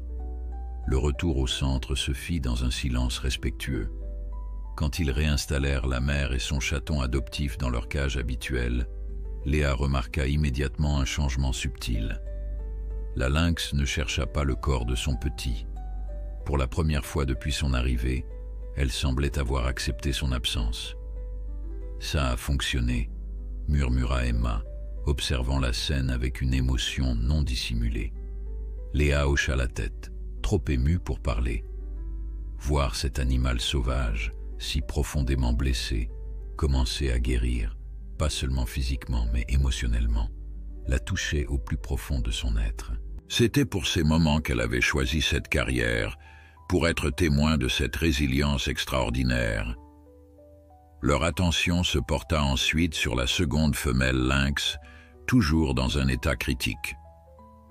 Thomas avait installé un monitoring complet pour surveiller ses constantes vitales, mais son pronostic restait réservé. « Elle a abandonné », soupira-t-il, ajustant la perfusion d'antibiotiques. C'est le problème principal. Sans volonté de vivre, même les meilleurs soins médicaux peuvent échouer. Léa observa les deux cages côte à côte. Est-ce qu'on pourrait essayer quelque chose? Un contact plus direct entre les deux femelles? Emma fronça les sourcils, hésitante. C'est risqué. Les lynx adultes sont généralement territoriaux, surtout les femelles. Mais ces deux-là ne sont pas dans des circonstances normales, argumenta Léa. Elles ont vécu le même traumatisme. Et notre première patiente a déjà montré une capacité extraordinaire d'adaptation en adoptant un chaton domestique. Après une longue discussion sur les risques et les bénéfices potentiels, ils décidèrent de tenter une approche progressive. D'abord, ils rapprochèrent davantage les cages, permettant aux deux femelles de se voir et de se sentir plus clairement. Puis, ils installèrent une petite trappe entre les deux espaces, initialement fermée, mais qui pourrait être ouverte si les signes étaient favorables. La réaction fut fascinante à observer. La mère adoptive, maintenant nommée Luna par l'équipe, montra une curiosité immédiate envers l'autre femelle. Elle s'approcha de la séparation, reniflant l'air avec intérêt. La nouvelle venue, que Thomas avait baptisée Stella, ne réagit pas immédiatement, son regard toujours perdu dans le vide. Ce fut le chaton tigré, Léo, qui créa le premier véritable contact. Enhardi par sa curiosité naturelle, il se faufila jusqu'à la grille séparatrice et émit un petit miaulement. À la surprise de tous, Stella tourna légèrement la tête, ses yeux se fixant pour la première fois sur quelque chose de précis depuis son arrivée. « C'est incroyable », chuchota Thomas. Elle réagit. Les jours suivants apportèrent une amélioration lente mais constante. Stella commença à montrer des signes d'intérêt pour son environnement, particulièrement lorsque Léo s'approchait de la séparation. Luna, quant à elle, semblait assumer un rôle protecteur non seulement envers son chaton adoptif, mais aussi, étrangement, envers l'autre femelle. Une semaine après le rituel funéraire, l'équipe décida d'ouvrir partiellement la trappe entre les deux cages. La tension était palpable, alors qu'ils observaient, prêts à intervenir au moindre signe d'agressivité. Luna fut la première à s'approcher de l'ouverture. Avec une prudence calculée, elle passa sa tête dans l'espace de Stella, reniflant l'air. Stella, toujours allongée mais maintenant plus alerte, observa l'intrusion sans réaction hostile. Après quelques minutes d'exploration, Luna se retira, comme satisfaite de son inspection. Ce fut le lendemain que l'extraordinaire se produisit. Alors que Léa effectuait sa visite matinale, elle trouva les deux femelles lynx couchées côte à côte, la trappe grande ouverte entre leurs espaces. Plus surprenant encore, Léo était blotti contre Stella, qui le léchait doucement comme s'il était son propre petit. Thomas, Emma, appela Léa, incapable de contenir son excitation. « Venez voir ça ». Ses collègues accoururent, aussi stupéfaits qu'elle par le tableau qui s'offrait à eux. « Je n'ai jamais rien vu de tel », murmura Emma, déjà en train de filmer la scène pour documentation scientifique. C'est comme si elles avaient formé une famille improvisée. Elles ont trouvé du réconfort l'une dans l'autre, suggéra Thomas, et dans ce chaton qui les relie. Léa sentit une émotion puissante l'envahir. Ces animaux, malgré les horreurs qu'ils avaient subies aux mains des humains, trouvaient encore la capacité de créer des liens, de s'adapter, de survivre. C'était une leçon d'humilité et d'espoir. Pendant ce temps, l'enquête sur le réseau de Mercier progressait rapidement. Marc, qui maintenait un contact quotidien avec les agents de l'OFB, apporta des nouvelles encourageantes lors de sa visite au centre. Ils ont réussi à intercepter une livraison de chatons en route pour Dubaï, annonça-t-il, rejoignant l'équipe dans la salle de pause. 3 petits lynx roux, probablement issus de la césarienne pratiquée sur Stella. Léa sentit son cœur s'accélérer. « Ils sont vivants ?» Marc hocha la tête. « Oui, mais très jeunes, probablement séparés trop tôt de leur mère. Ils sont actuellement dans un centre spécialisé à Marseille. » « Est-ce qu'on pourrait les récupérer » demanda immédiatement Thomas. Les réunir avec Stella? J'ai déjà fait la demande, confirma Marc avec un sourire. Étant donné les circonstances exceptionnelles et notre expérience avec Luna et Léo, les autorités sont favorables à l'idée. Ils pourraient être transférés ici dès la semaine prochaine. Cette nouvelle fut accueillie avec une explosion de joie et d'anticipation. L'idée de réunir une mère avec ses petits, de réparer en partie le mal causé par Mercier, galvanisait toute l'équipe. Comment va réagir Luna face à ces nouveaux arrivants? S'interrogea Emma, toujours pragmatique malgré son enthousiasme. Léa réfléchit un moment. Je pense que Luna a dépassé le stade de la simple maternité. Elle a créé quelque chose de plus complexe avec Stella et Léo, une sorte de structure familiale élargie. Je ne serais pas surprise qu'elle accueille ses chatons comme faisant partie de cette nouvelle famille. Une famille recomposée version féline, sourit Thomas. C'est extraordinaire. Cette nuit-là, Léa resta tard au centre, observant à travers la vitre les deux lynx et le chaton endormi paisiblement, formant un enchevêtrement de fourrure tachetée et tigrée. L'image de Luna portant son chaton mort semblait maintenant appartenir à un passé lointain. La vie continuait, trouvait de nouveaux chemins, de nouvelles connexions. Son téléphone vibra dans sa poche. C'était un message de l'agent principal de l'OFB. Mercier a parlé. Réseau international. Opération en cours dans 6 pays. Merci pour votre aide déterminante. Léa sourit, un mélange de satisfaction et de soulagement l'envahissant. Justice serait rendue pour Luna, Stella et toutes les autres victimes de l'avidité de Mercier. Et peut-être, grâce à cette affaire, les lois sur la protection des espèces sauvages seraient-elles renforcées. L'aube se levait à peine quand le véhicule de l'OFB franchit le portail du centre de soins. Léa, qui avait à peine dormi tant l'excitation et l'anxiété la tenaient éveillée, attendait déjà sur le perron, une tasse de café fumant entre les mains pour combattre la fraîcheur matinale. Thomas et Emma la rejoignirent rapidement, alertés par le bruit du moteur. Le véhicule s'arrêta et 2 agents en descendirent, suivis d'une femme d'une 50aine d'années, que Léa reconnut immédiatement. « Docteur Bertrand », la salua-t-elle avec respect. Claire Bertrand était l'une des plus éminentes spécialistes françaises des félins sauvages, responsable du programme de réintroduction du lynx dans les Vosges. Sa présence signifiait que l'affaire avait pris une dimension nationale. « Docteur Morin », répondit la spécialiste avec un sourire chaleureux. « Votre travail avec ces lynx est remarquable. Le ministère suit cette affaire de près. » Mais Léa avait déjà porté son attention sur ce que transportait l'un des agents. Une cage de transport spéciale d'où s'échappaient de petits miaulements aigus. « Les voilà », murmura-t-elle, s'approchant doucement. À travers la grille, elle aperçut 3 minuscules boules de fourrure tachetées, serrées les unes contre les autres au fond de la cage. Les chatons de Stella, arrachés à leur mère avant même d'avoir ouvert les yeux, puis interceptés alors qu'ils étaient destinés à une vie de captivité dans quelques collections privées à l'autre bout du monde. « Ils sont en bonne santé », expliqua le docteur Bertrand, tandis qu'il se dirigeait vers l'intérieur du centre. « Nous les avons gardés sous observation pendant 5 jours. Ils s'alimentent correctement avec le lait maternisé spécial Félidé, mais rien ne remplace une vraie mère, compléta Léa, comprenant parfaitement les préoccupations de sa collègue. Exactement. Ces premiers mois sont cruciaux, pas seulement pour leur survie physique, mais aussi pour leur développement comportemental. C'est pourquoi votre situation ici est si exceptionnelle. Une mère biologique encore en lactation, prête à les recevoir. Ils arrivèrent dans la salle où se trouvaient Luna et Stella.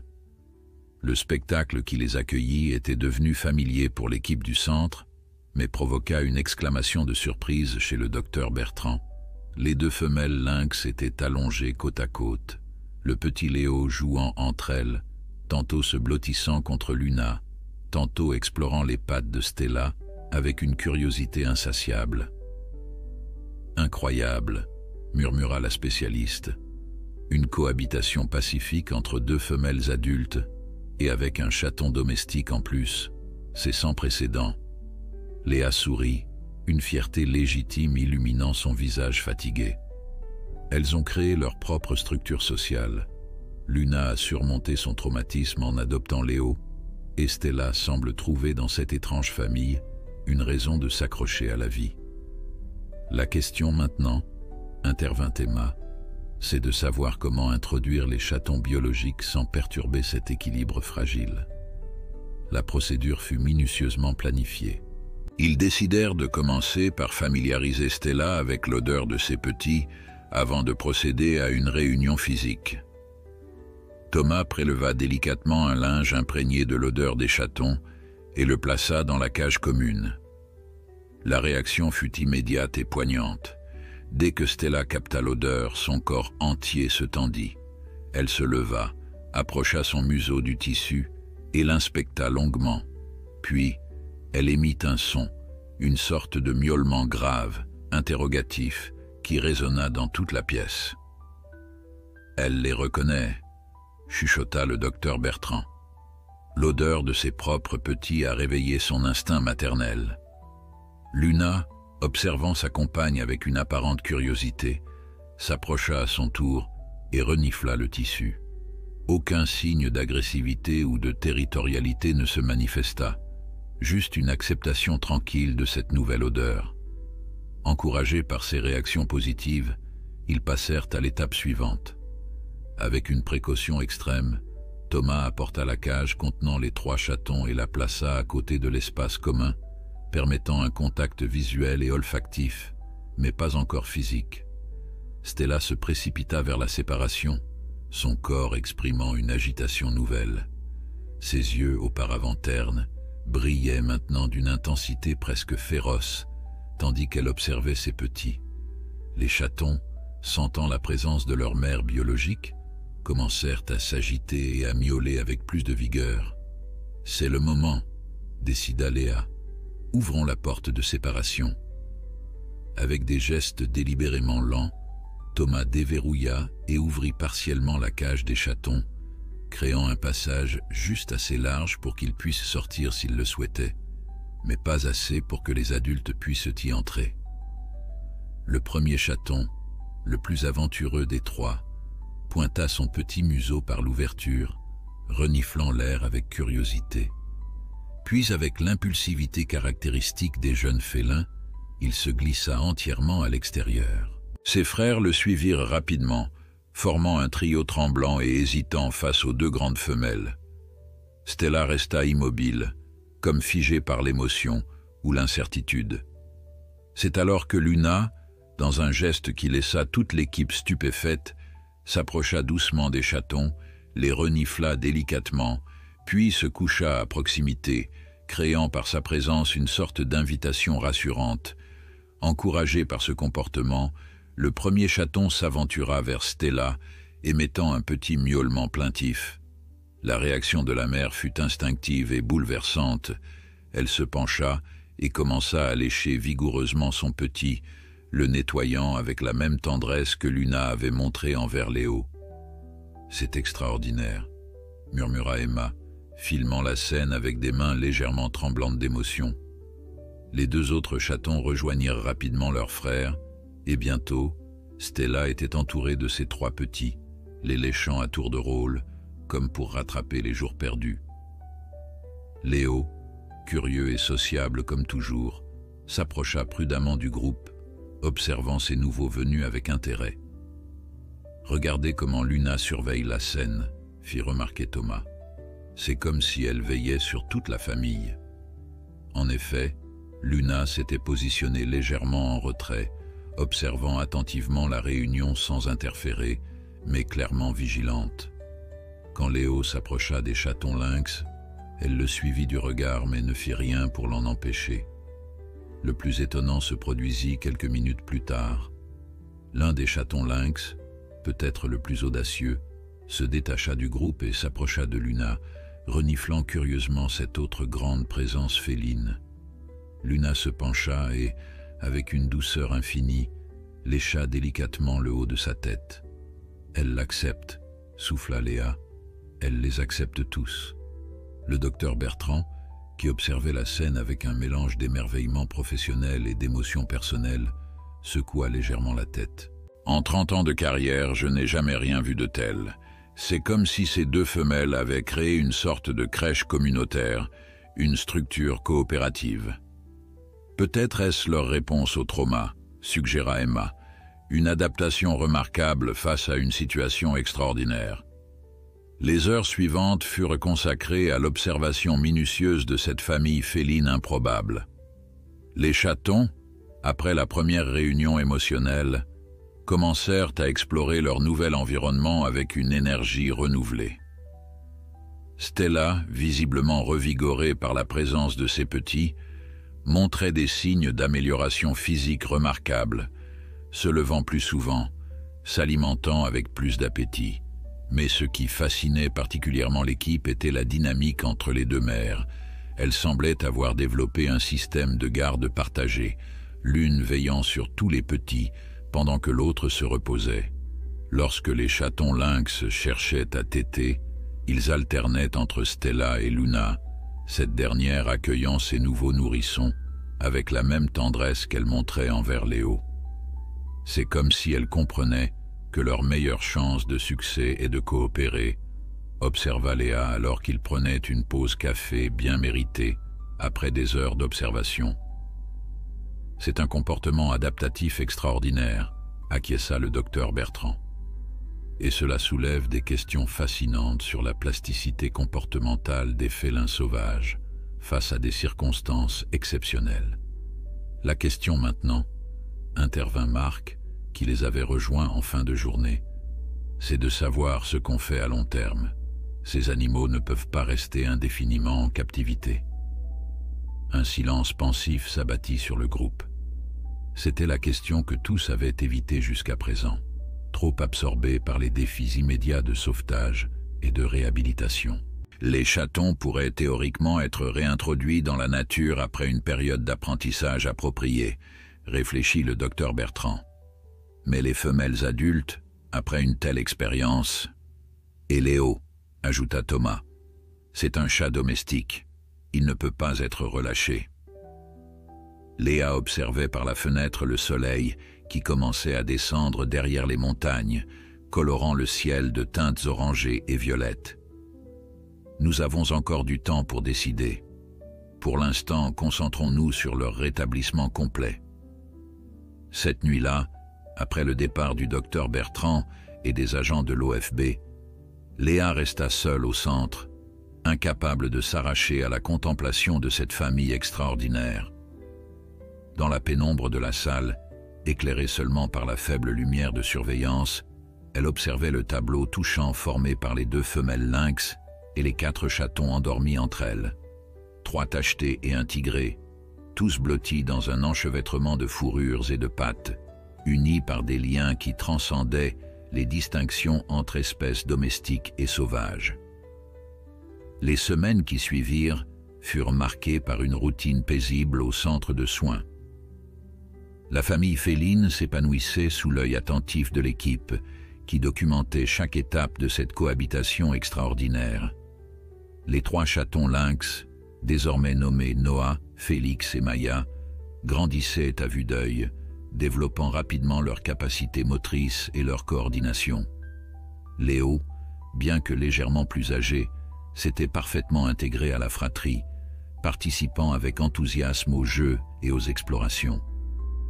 Ce qui fascinait particulièrement les chercheurs était la répartition des rôles entre Luna et Stella.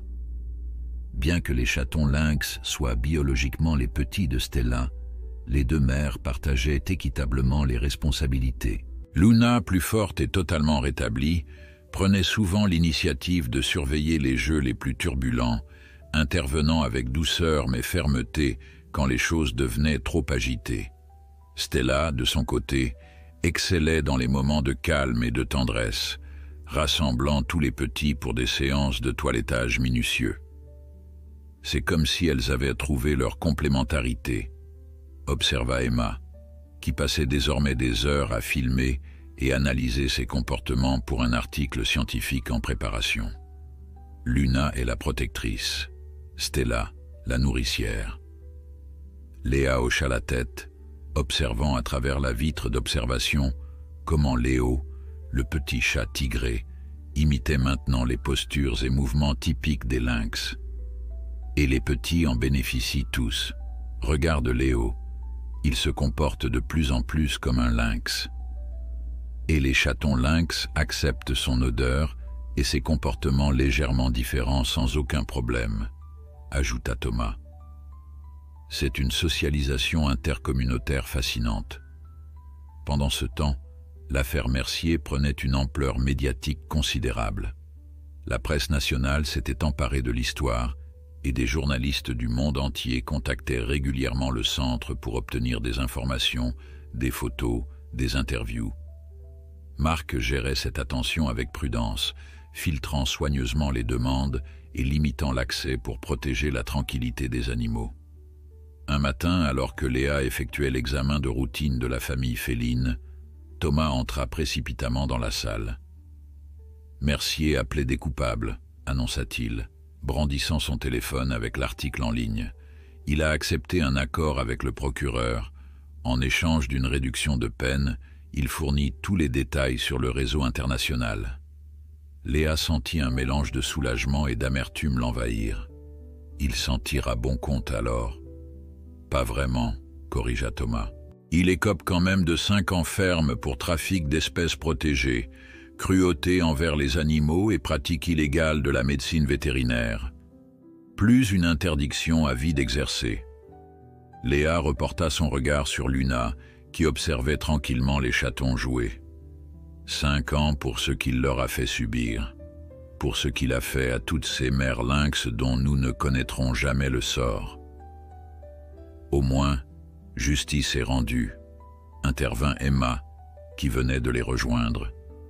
Et son réseau est démantelé.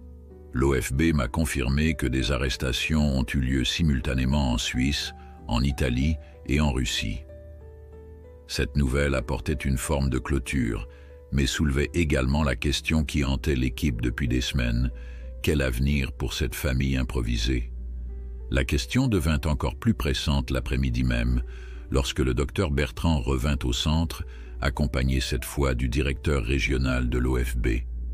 L'expression grave sur leur visage annonçait une conversation difficile. « Le ministère a pris une décision concernant les lynx », annonça le directeur après les salutations d'usage. Les 3 chatons seront intégrés au programme de réintroduction dès qu'ils seront suffisamment autonomes. Quant aux 2 femelles adultes, elles ne peuvent pas être séparées, interrompit Léa, incapable de contenir son inquiétude. Pas après tout ce qu'elles ont traversé ensemble. Le docteur Bertrand leva une main apaisante. Nous sommes bien conscients de la situation exceptionnelle ici. C'est pourquoi nous proposons une solution également exceptionnelle. Elle déroula sur la table une série de plans et de photographies aériennes. Le parc animalier de Sainte-Croix, en Moselle, accepte d'accueillir les 2 femelles ensemble dans un enclos spécialement aménagé qui reproduirait leur habitat naturel.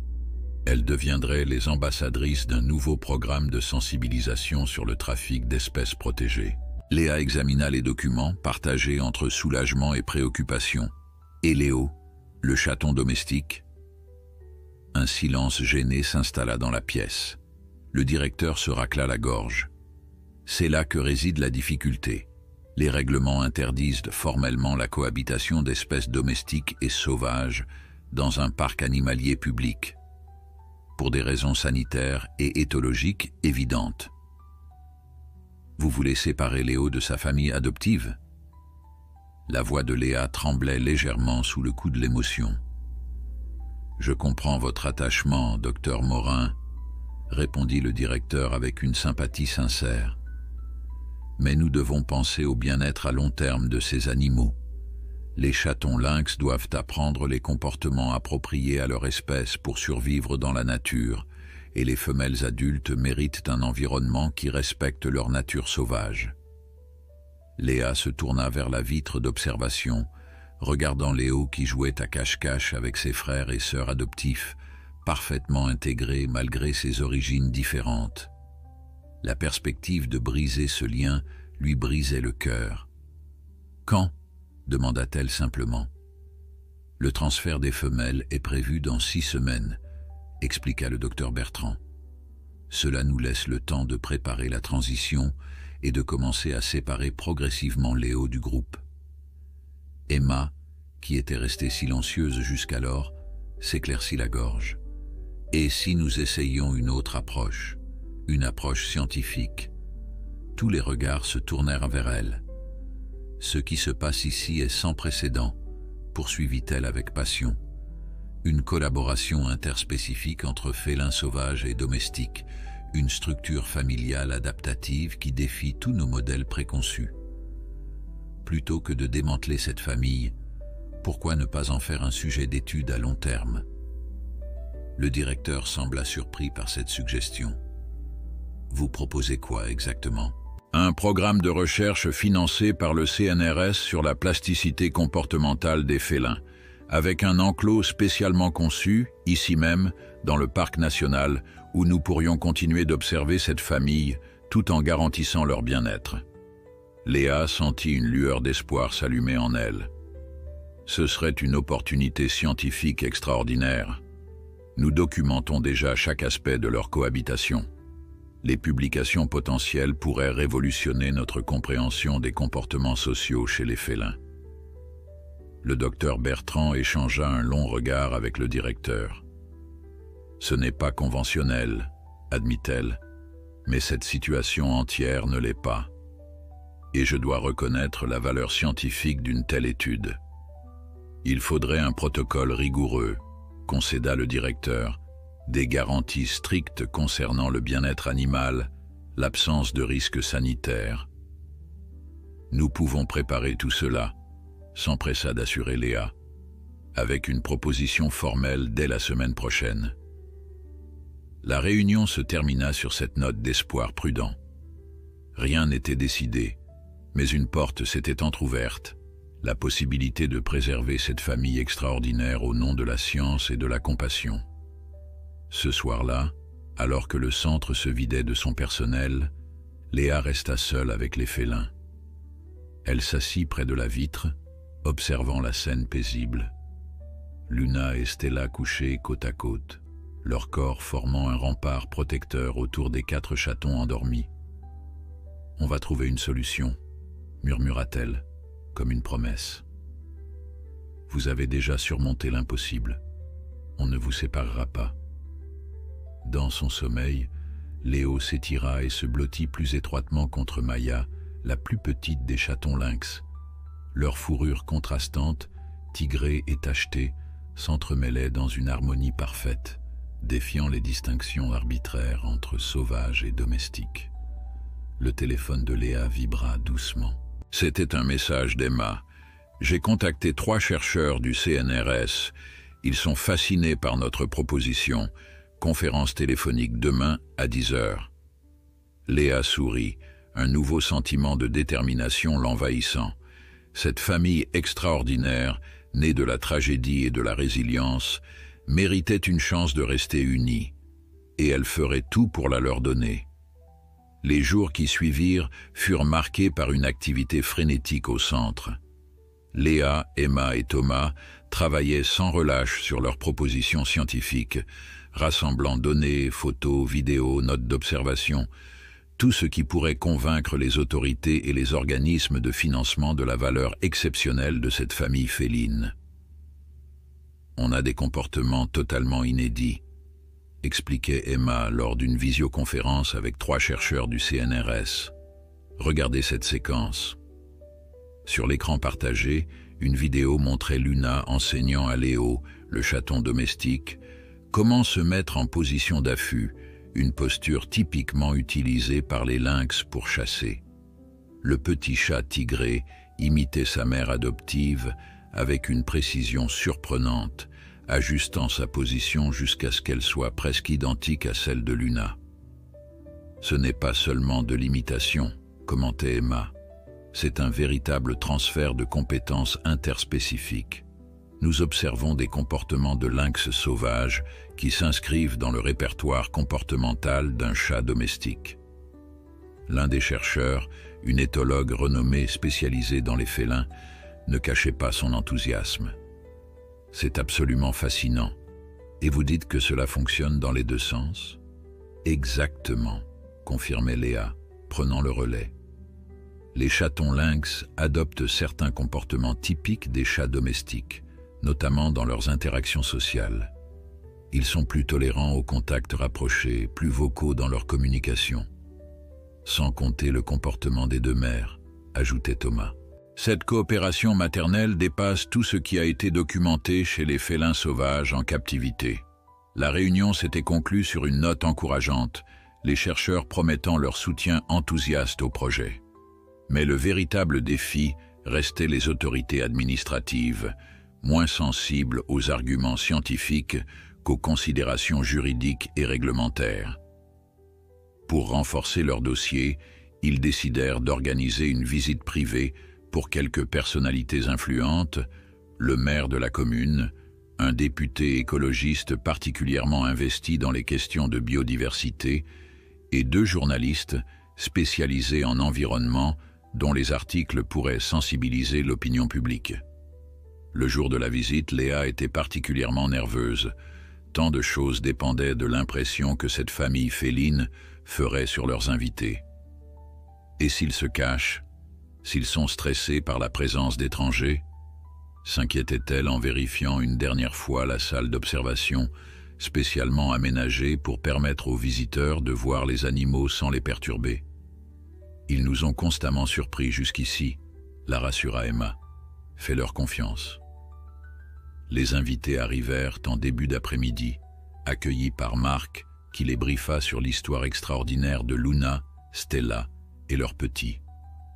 Léa nota avec satisfaction l'émotion sincère dans leurs regards lorsqu'ils entendirent le récit de la mère lynx portant son chaton mort, puis adoptant un orphelin d'une autre espèce. « C'est une histoire qui touche à l'universel », commenta doucement le député. « La perte, le deuil, puis la renaissance à travers une nouvelle famille. Cela résonne profondément, au-delà des frontières entre espèces. » Lorsqu'ils entrèrent dans la salle d'observation, le spectacle qui les attendait semblait avoir été orchestré pour maximiser son impact émotionnel. Luna était en train de transporter délicatement Léo par la peau du cou, exactement comme elle l'aurait fait avec un de ses propres petits, le déposant près de Stella, qui commença immédiatement à le toiletter. Les 3 chatons lynx jouaient non loin, se poursuivant et se roulant dans un enchevêtrement de pattes et de queues. « Mon Dieu !» murmura l'une des journalistes, déjà en train de prendre des notes frénétiques. « C'est comme une véritable famille. » « C'est exactement ce qu'ils sont, » confirma Léa. « Une famille qui a transcendé les barrières que nous, humains, érigeons entre sauvages et domestiques. » La visite se prolongea, les invités posant des questions pertinentes sur le comportement des félins, leur santé, les implications scientifiques de leurs observations. À un moment, le petit Félix, le plus joueur des chatons lynx, trébucha lors d'une course-poursuite et émit un miaulement de détresse. En quelques secondes, les 2 mères étaient à ses côtés, Luna vérifiant qu'il n'était pas blessé, tandis que Stella le rassurait par un toilettage apaisant. Cette coordination parentale, expliqua Emma, est totalement inédite chez des félins qui, dans la nature, seraient solitaires. Elles ont développé un véritable système de coparentalité. En fin de visite, l'atmosphère avait changé. Ce qui avait commencé comme une simple curiosité s'était transformé en un engagement émotionnel et intellectuel envers le sort de cette famille extraordinaire. « Que puis-je faire concrètement pour soutenir votre projet ?» demanda le député, alors qu'il prenait un café dans la salle de réunion. « Nous avons besoin d'une dérogation spéciale, » expliqua Léa. « Une autorisation administrative qui reconnaîtrait le caractère exceptionnel de cette situation et permettrait une cohabitation permanente entre ces lynx sauvages et un chat domestique dans un cadre de recherche scientifique. Considérez que vous avez mon soutien complet, affirma-t-il. Je vais personnellement en parler au ministre de la Transition écologique dès demain. Les journalistes, de leur côté, promettaient des articles qui mettraient en lumière non seulement l'histoire émouvante de cette famille, mais aussi sa valeur scientifique et éducative potentielle. Le public sera conquis, assura l'une d'elles. Cette histoire a tous les ingrédients pour sensibiliser à la cause des espèces protégées et aux dangers du trafic animalier. Après le départ des visiteurs, l'équipe se réunit pour un débriefing, le soulagement et l'optimisme palpables dans l'atmosphère. « Je crois qu'on a nos chances », déclara Marc, qui avait accompagné les invités jusqu'à leur véhicule. Le maire m'a dit qu'il allait proposer au conseil municipal de céder un terrain communal en bordure du parc national pour notre projet. Et les chercheurs du CNRS sont prêts à soumettre une demande de financement conjointe, ajouta Emma. Ils parlent d'un projet quinquennal pour commencer. Léa sentit une vague d'émotion la submerger. Après des semaines d'incertitude et d'anxiété, une solution se dessinait enfin, une solution qui permettrait de préserver l'intégrité de cette famille née contre toute attente. Cette nuit-là, alors que tout le monde était parti, elle resta encore une fois auprès des félins, observant leur routine du soir. Luna et Stella avaient développé un rituel de toilettage mutuel avant le coucher, une manifestation de confiance et d'affection rarement observée entre adultes de leur espèce. Les chatons, épuisés par une journée de jeu, dormaient déjà, Léo systématiquement au centre du groupe, comme protégé par ses frères et sœurs adoptifs. Le téléphone de Léa vibra, affichant un message du docteur Bertrand. « Nouvelle prometteuse, le directeur de l'OFB est ouvert à votre proposition. Réunion officielle programmée lundi prochain au ministère. Préparez votre présentation la plus convaincante. » Un sourire illumina le visage de Léa. La bataille n'était pas encore gagnée, mais pour la première fois, elle sentait que l'avenir de cette famille extraordinaire pourrait être aussi lumineux que leur présent. Léa s'apprêtait à partir quand un mouvement attira son attention. Luna s'était levée et s'approchait de la vitre, son regard doré fixé directement sur la vétérinaire. Pendant un long moment, femme et félin se regardèrent, une connexion silencieuse s'établissant entre deux mères, l'une biologique, l'autre de cœur, qui avaient lutté pour protéger leur famille. Puis, dans un geste qui semblait presque délibéré, Luna retourna vers le groupe endormi, saisit délicatement Léo par la peau du cou, exactement comme elle l'avait fait des semaines auparavant avec son propre chaton décédé, et le déplaça pour qu'il soit encore plus au centre du cercle protecteur formé par les autres corps. Message reçu, pensa Léa. Cette famille reste unie, quoi qu'il arrive. Le jour de la réunion au ministère, Paris semblait enveloppé d'une lumière particulière. Un soleil automnal dorait les façades haussmanniennes, les feuilles rougeoyantes des marronniers dansaient dans la brise légère. Léa, vêtue d'un tailleur sobre qu'elle n'avait pas porté depuis son départ de la capitale 5 ans auparavant, attendait dans le hall majestueux du ministère de la Transition écologique, serrant nerveusement la tablette contenant leur présentation. À ses côtés, Emma et le docteur Bertrand vérifiaient une dernière fois leurs notes, tandis que deux des chercheurs du CNRS discutaient à voix basse des implications scientifiques du projet. La délégation était imposante, un signe de l'importance que cette affaire avait prise au fil des semaines. « Prête ?» demanda doucement Emma, remarquant la tension dans les épaules de son amie. « Il le faut », répondit simplement Léa. « C'est leur dernière chance. » Leur dernière chance. Ces mots résonnaient dans son esprit alors qu'ils étaient conduits dans une vaste salle de réunion où les attendait le ministre lui-même, le directeur national de l'OFB, plusieurs hauts fonctionnaires et, plus surprenant, le député qu'ils avaient accueilli au centre quelques jours plus tôt. Docteur Morin, les accueillit le ministre, un homme d'une 60aine d'années au regard vif et attentif. Votre histoire a traversé les murs de ce ministère avant même votre arrivée. La présentation commença. Léa, puisant dans une assurance qu'elle ne se connaissait pas, exposa les faits avec une précision clinique, émaillant son discours de détails personnels qui humanisait, si ce terme pouvait s'appliquer, l'histoire extraordinaire de ces félins. Les images et vidéos soigneusement sélectionnées parlaient d'elles-mêmes. Luna portant son chaton mort, l'adoption miraculeuse de Léo, la réunion avec Stella et ses petits, et finalement, cette famille improbable qui défiait toutes les attentes comportementales. Le docteur Bertrand prit ensuite la parole pour exposer les implications scientifiques, suivi par les chercheurs du CNRS qui détaillèrent le protocole d'études proposé. Emma conclut en présentant les plans de l'enclos spécialisé qui accueillerait la famille, un espace de près d'1 hectare, naturellement aménagé mais sécurisé, permettant observation et recherche, sans compromettre le bien-être des animaux. Quand la présentation s'acheva, un silence s'installa dans la salle. Le ministre échangea quelques mots à voix basse avec ses conseillers, puis se tourna vers l'équipe. « Votre proposition est sans précédent », commença-t-il, son ton neutre ne laissant rien transparaître de sa décision. Elle soulève des questions réglementaires complexes concernant la cohabitation d'espèces sauvages et domestiques, les protocoles de recherche, la sécurité. Léa sentit son cœur se serrer. C'était le préambule typique d'un refus poli. Cependant, poursuivit-il, un léger sourire apparaissant sur son visage, elle représente aussi une opportunité scientifique et éducative exceptionnelle, une occasion unique d'étudier la plasticité comportementale des félins et de sensibiliser le public aux enjeux de la conservation. Il marqua une pause, balayant l'assemblée du regard.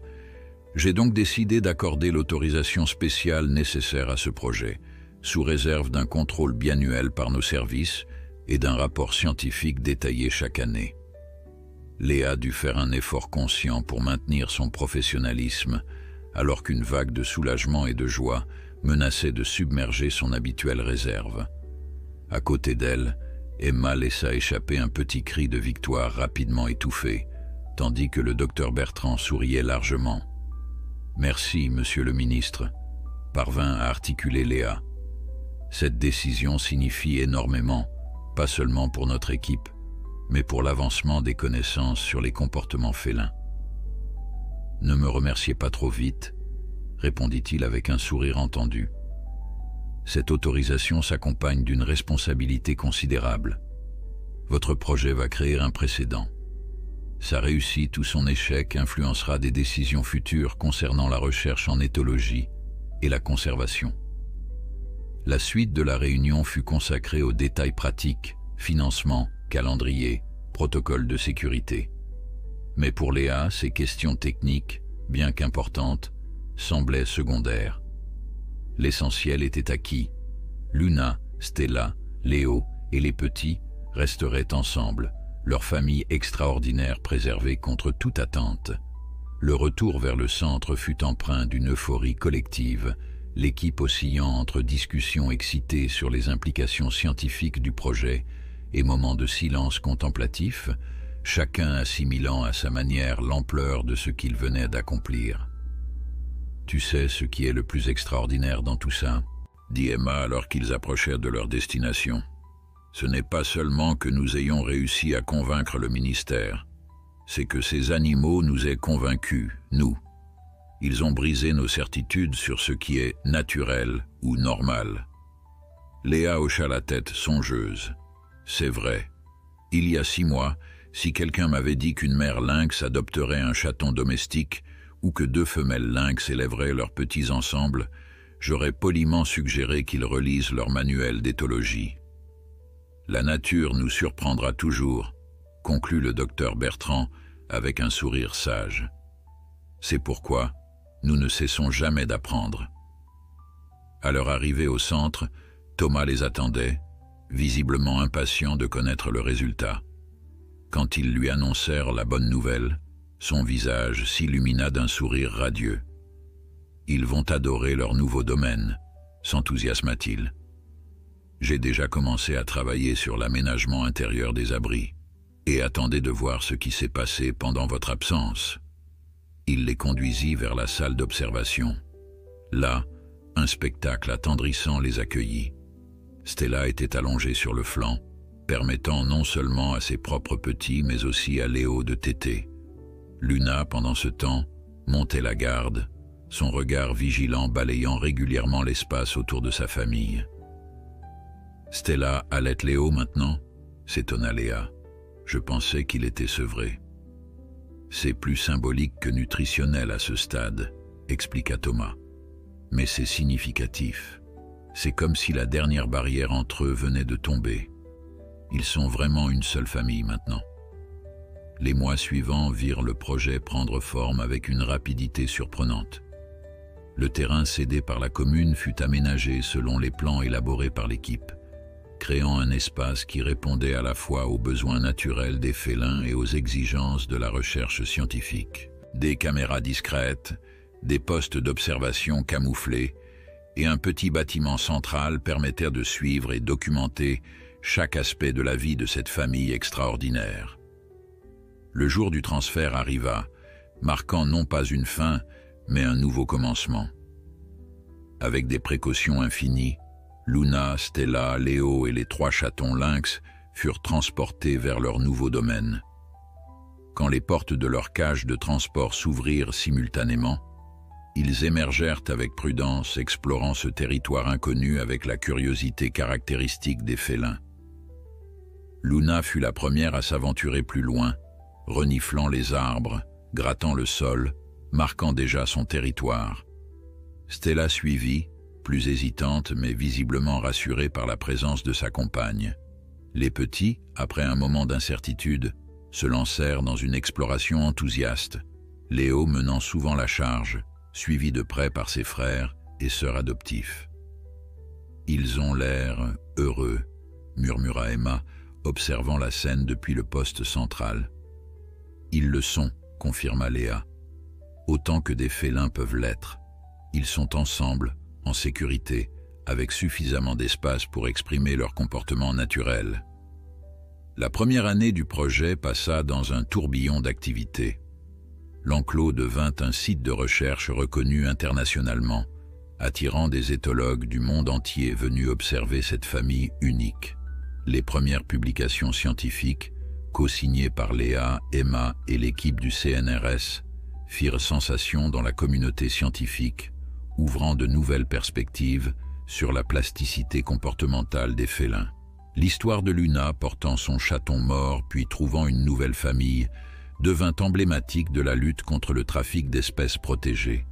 Une campagne nationale de sensibilisation utilisa cette histoire pour illustrer les conséquences dévastatrices de ces pratiques illégales, contribuant à un renforcement significatif de la législation. Quant à Mercier, la justice suivit son cours.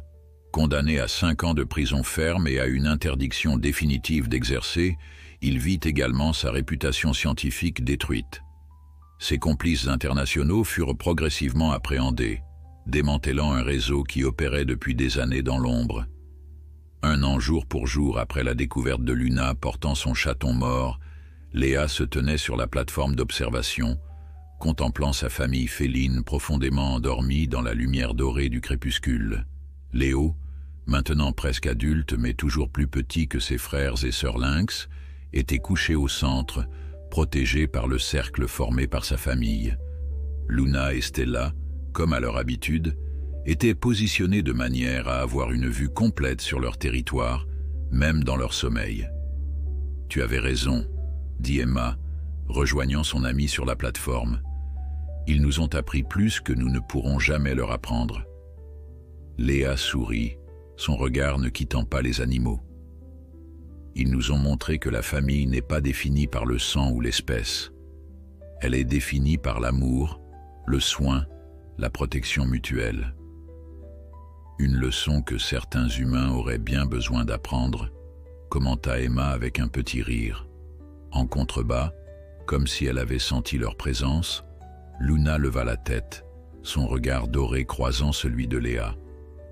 Dans ce regard, la vétérinaire crut lire une reconnaissance, une connexion qui transcendait les barrières entre espèces, un lien forgé dans la douleur partagée et la résilience commune. L'histoire de la mère lynx qui portait son chaton mort avait touché le cœur de millions de personnes à travers le monde. Mais pour Léa Morin, c'était devenu bien plus qu'une histoire extraordinaire ou qu'un projet scientifique révolutionnaire. C'était un rappel quotidien de la capacité de guérison de la nature et de la façon dont l'amour, sous toutes ses formes, pouvait triompher des plus grandes tragédies.